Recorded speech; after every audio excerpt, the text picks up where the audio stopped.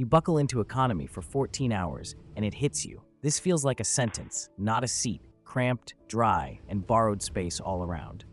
But here's the twist. 3 quick moves before takeoff can flip the whole flight. And wait for tip number 11. It's the one that gets frequent flyers buzzing in the comments. No upgrades, no elite status, just smart choices that stack up. Less stiffness, better sleep, and a landing where you don't feel like you fought the tray table and lost. Stick with me, because these small tweaks start working before the wheels even leave the runway. Let's dive in with the first move that sets you up to win. Your seat doesn't just decide comfort, it decides whether this feels like a flight or a hostage situation. Pick wrong, and you'll spend 14 hours pinned between strangers, wondering why you didn't just drive. Most economy tickets let you pick a seat as soon as online check-in opens. The catch is timing. Some airlines open the window 24 hours out, others 48. Wait too long, and the decent options disappear. Set an alarm like you're scoring front-row concert tickets, not shuffling in with boarding group C. And don't just click the first open square on the seat map. Use tools like Aero LOPA to see which rows don't recline, which seats are boxed in by the galley, and which spots secretly have extra legroom.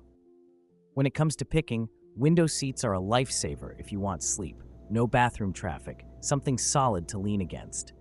Aisles are best if you like moving around or stretching your legs. Exit rows, great for space, but you'll lose underseat storage and get fixed armrests. And the underrated choice? Back row seats that still recline, nobody behind you to complain when you lean back. Bottom line, comfort begins with the seat you claim.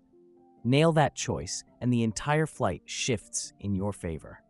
And if that feels like insider knowledge, the next hack will surprise you even more.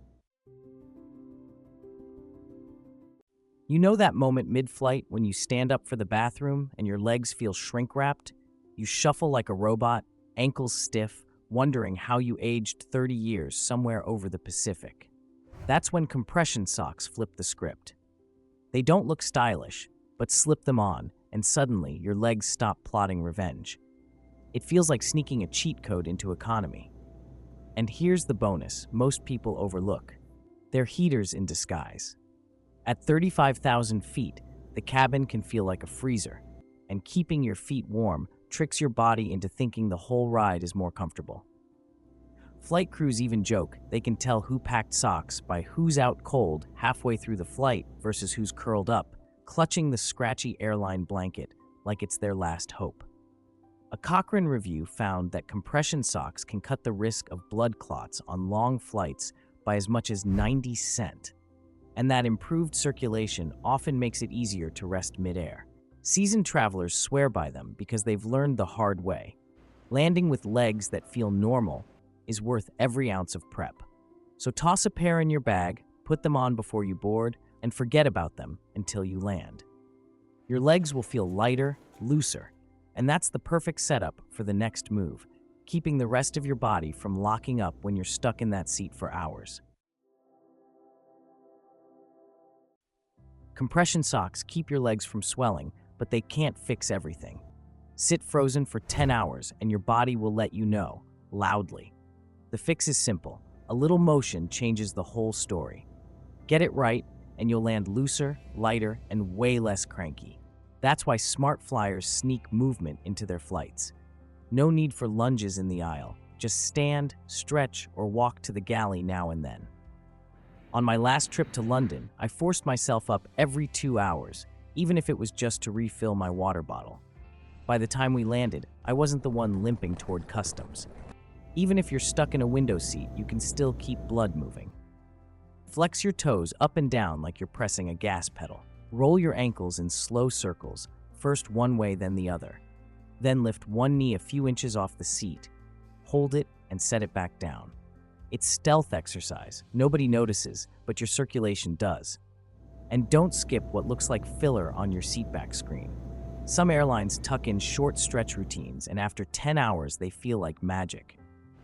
I once tried a 2-minute Delta video on a red eye, and it reset my body enough to actually get some rest afterward.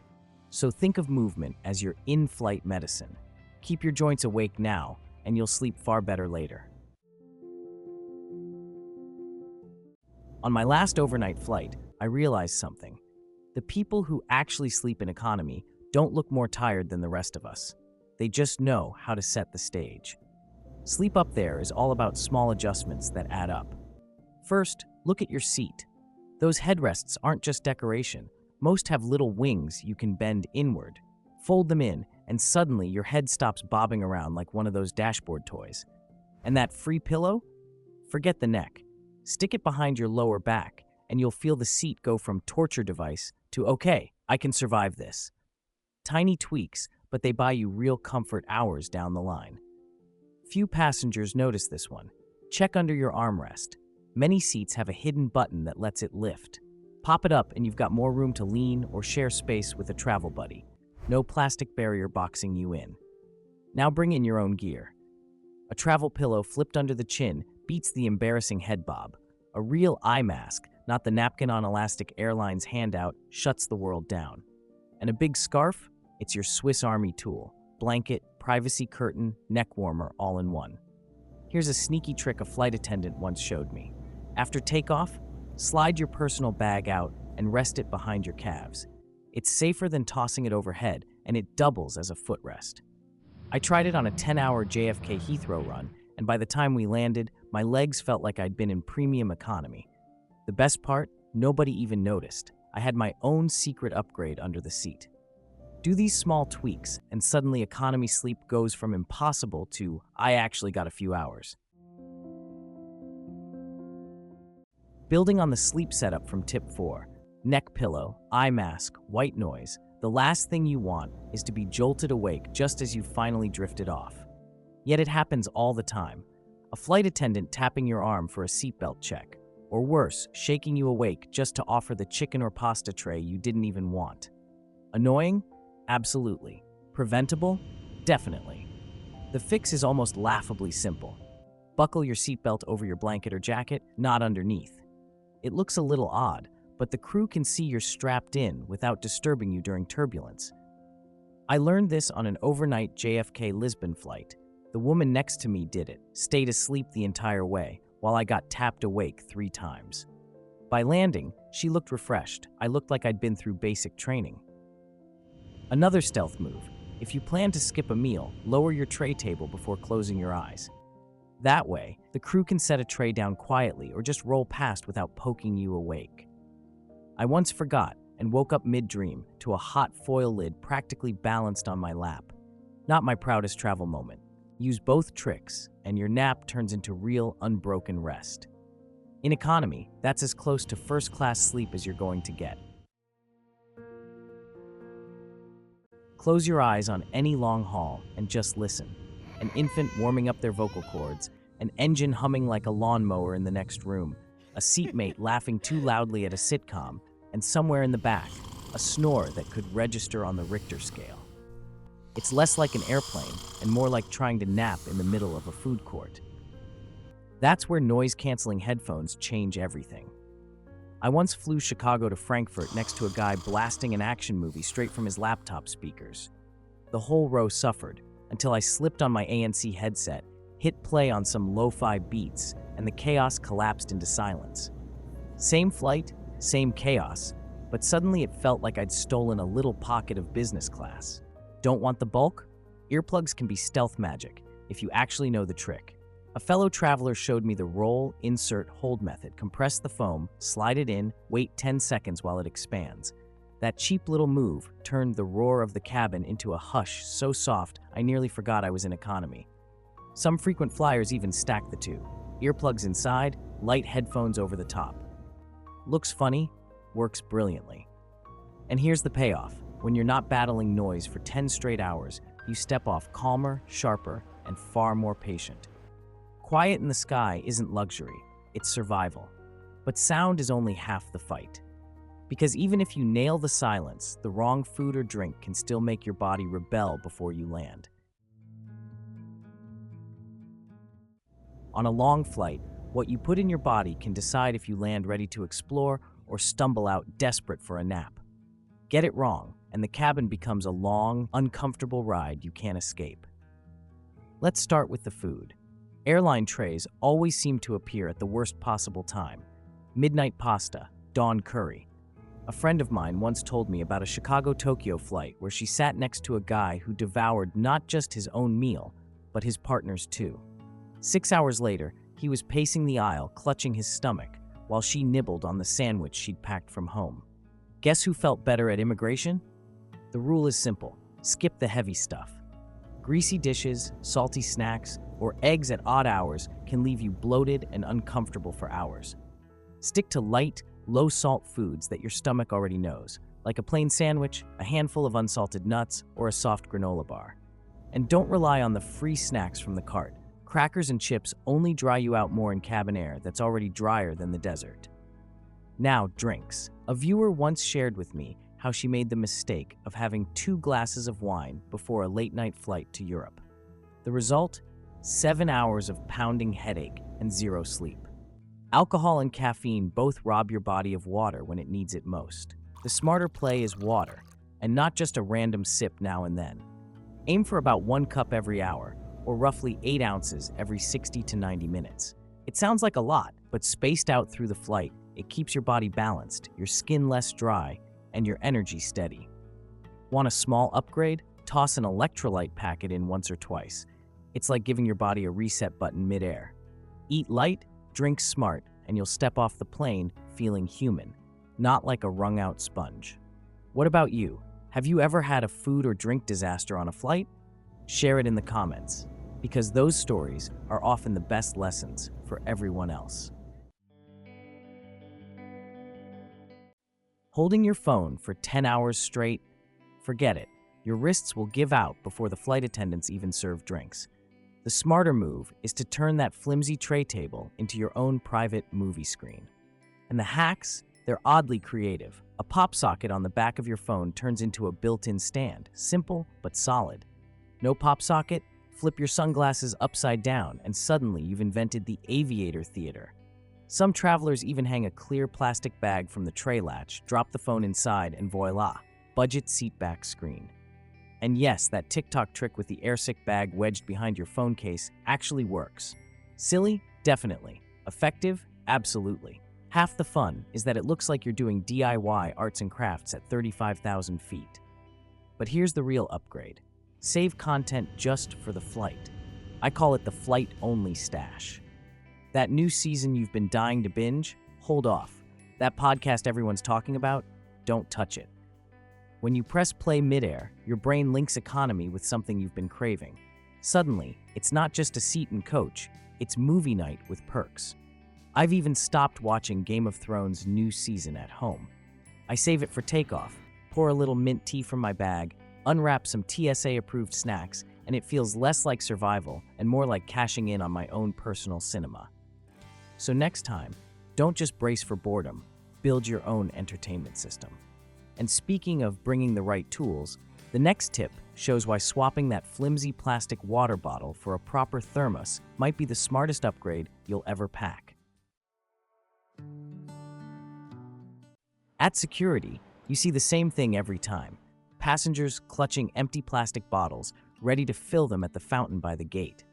It works, but it's basic. Swap that bottle for a wide-mouth thermos, and you've just unlocked an upgrade most travelers don't even think about. Suddenly, hydration isn't a scramble, it's a strategy. Here's why. A good thermos pulls double duty. It keeps water icy cold for hours, or hot drinks steaming like you just poured them. A friend of mine once brought peppermint tea on a Boston-London midnight haul. She poured it mid-flight, and the whole row leaned over like, "Wait, how did you score that?" Meanwhile, I was stuck with my sad plastic cup, already lukewarm before the seatbelt sign even turned off. And the galley hot water? That's your secret weapon.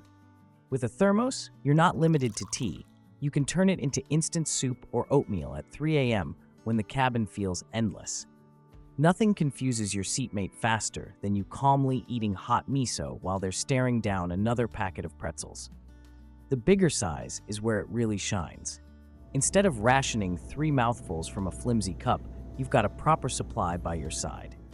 I once watched a guy try to balance 4 half-full cups of water on his tray. 2 slid off during turbulence.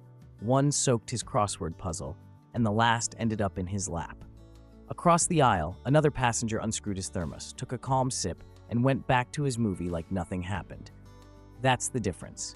Chaos versus control. Bring a thermos, and you'll step off the plane hydrated, calm, and maybe a little smug knowing you outsmarted the system. And speaking of outsmarting, next up is where to stash your most important stuff so you're not climbing over strangers every time you need something. One of the biggest rookie mistakes on a long flight is cramming everything into the overhead bin and then realizing 3 hours in, the stuff you actually need is locked up above your head. You either sit there frustrated or do the awkward aisle yoga, climb over two strangers, yank your bag down, and instantly become everyone's least favorite passenger. The fix? A small survival kit bag that lives under the seat in front of you. Not a second carry-on, just a slim pouch or tote that holds the things you'll reach for most. Headphones, snacks, charger, lip balm, maybe a travel toothbrush. Think of it as your in-flight command center.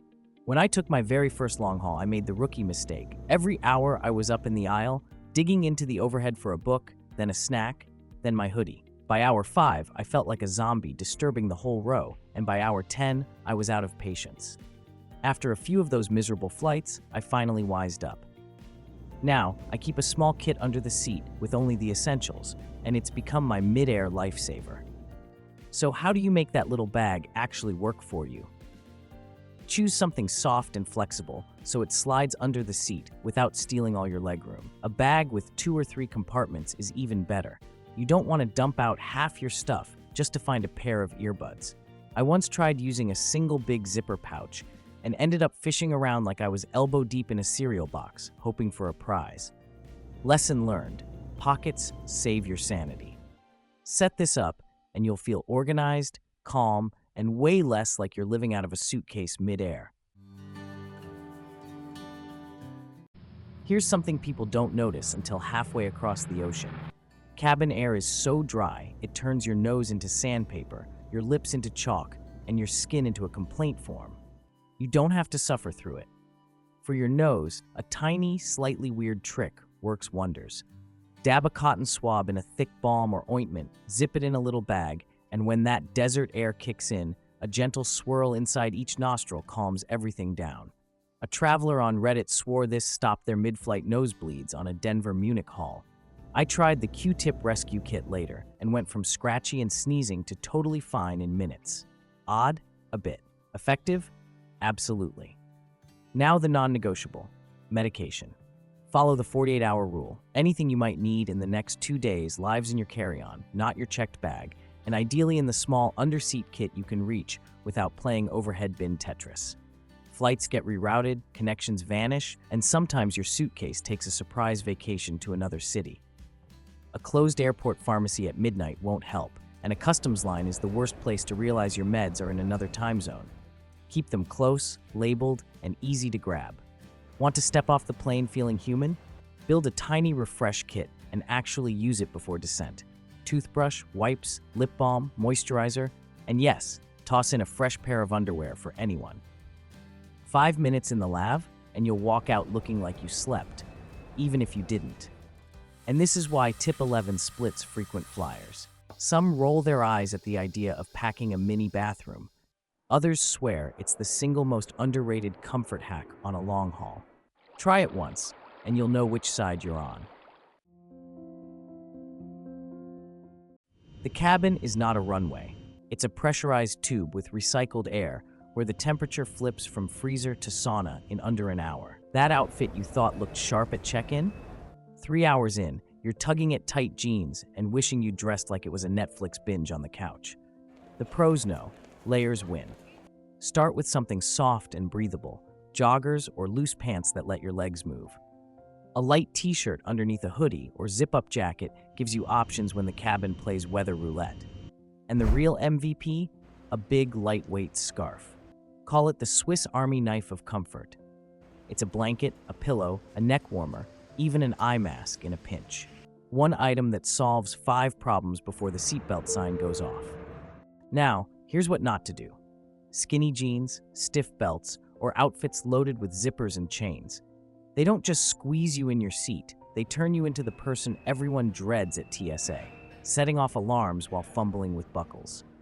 Worse, once on board, those fashion choices transform into a medieval torture device that makes the seat feel smaller than it already is. On a long flight, nobody wins style points for surviving in denim straitjackets. And if you really want to step off the plane feeling alive, bring a quick change kit. Fresh socks, clean underwear, maybe a light shirt. Swap into them an hour before landing. It feels like hitting reset on your body. I've seen people shuffle off a 12-hour haul looking wrecked, while the passenger who did a 5-minute bathroom wardrobe change looked like they just stepped out of duty-free. Think of it as your secret cheat code. Everyone else lands rumpled, you land ready for selfies. Because survival on a long flight isn't just about how you sit, it's about what you sit in. Airplane bathrooms are a bit like theme parks. You never want to show up right when the line is at its peak. And yet, that's exactly what most passengers do. The second the seatbelt sign blinks off, stampede. 2 hours after the meal service, a conga line stretching halfway down the aisle. Miserable. But smart flyers, they play it differently. The trick is to zig when everyone else zags. Use the bathroom before boarding while you're still in the terminal. Cleaner, bigger, and no turbulence. Once on board, time your brakes for when the food carts roll out. Everyone else is stuck with their trays, so the aisle to the lav is wide open. It feels almost illegal how easy it is. Trust me, it's worth it. Go early, go when others can't, and you'll skip the lines, dodge the smells, and avoid doing that awkward bathroom dance. In the galley. By the time the rest of the cabin realizes they need to go, you'll be back in your seat, sipping water and smiling like you've discovered a cheat code. Because on a long flight, comfort isn't just about clothes or snacks. It's also about mastering the little rhythms of the cabin. And if you learn to move opposite the crowd, the whole journey suddenly feels smoother. If you're flying solo, skip ahead to tip 15. But if you've got little ones in tow, this is where the game really changes. Picture it. A parent juggling a stroller, diaper bag, and a toddler who suddenly decides the jet bridge is lava. By the time they reach the seat, snacks are flying, the kid is wailing, and everyone within 3 rows is silently praying for noise-canceling miracles. Then, almost magically, the parent pulls out a tiny blanket or a favorite toy, and the storm calms in seconds. That's the real trick. Kids don't need luxury, they need something that feels like home. A stuffed animal that's been hugged 1,000 times, the crackers they eat every afternoon. On a plane, those small comforts become big lifesavers. Instead of asking, how do we survive this flight? Flip it to how do we make it fun? On board, you're not just mom or dad, you're also the in-flight entertainment crew. A tablet full of cartoons works, sure, but so do silly games like I Spy, sticker books, or even letting them doodle on the airsick bag. Ridiculous? Maybe. Effective? Absolutely. And the smartest move is pacing yourselves. Parents who try to power through everything solo usually burn out fast. Families who swap shifts, trade breaks, and give each adult 10 minutes to reset end up calmer. And the kids sense it too. Flying with children will never be flawless, but it doesn't have to feel like a rescue mission either. With a little planning and a lot of humor, the journey becomes part of the adventure. You've survived the cramped seat, the dry air, the questionable meals. Now comes the silent enemy waiting at your destination: jet lag. It doesn't matter if you're 25 or 65, that time zone shift can hit like a brick wall. Seasoned travelers don't just hope for the best, they prepare for it. A few days before takeoff, start nudging your sleep schedule toward your destination. Earlier if you're flying east, later if you're heading west. It feels small, but your body clock notices. Once on board, reset everything the moment you sit down. Change your watch or phone to the local time and try to eat and sleep by that clock. It tricks your brain into adjusting faster. And if you're on a red-eye, don't hesitate to use the tools: eye mask, headphones, maybe even a little melatonin if it works for you. And here's the extra edge: tech can help. Apps like Time Shifter or Uplift give you a step-by-step plan: when to nap, when to seek light, when to avoid it. Sounds intense, but thousands of frequent flyers swear by them. Jet lag isn't unbeatable. It's just a puzzle. Tweak your schedule, hydrate smart, and use every trick in the book, and you'll land ready to explore instead of collapse. Because in the end, nobody remembers how rough the flight was. They remember how it felt when their feet hit the ground. Make sure that first moment feels like the start of an adventure, not the end of one. So that's it. Surviving a long haul in economy isn't about luck, it's about knowing the right moves. From the seat you pick to the snacks you pack, every small choice stacks up until the flight feels less like survival mode and more like something you can actually handle. If even one of these tips saves you from a stiff neck, a bathroom line, or a night of zero sleep, then you've already won. Because at the end of the day, nobody brags about how tough the flight was. They remember how they felt the moment they touched down. And you want that moment to feel like the start of an adventure, not the end of one. Now I'd love to hear from you. What's the worst long-haul mistake you've ever made? And what's the smartest hack you've discovered? Drop it in the comments. I read every one. If this saved you from sore knees or from fighting for the bathroom line, give it a like. Share it with that friend who always books the middle seat, and hit subscribe so you've got backup on your next flight. Thanks for watching, and may your next flight be smoother, quieter, and just a little more comfortable. Safe travels.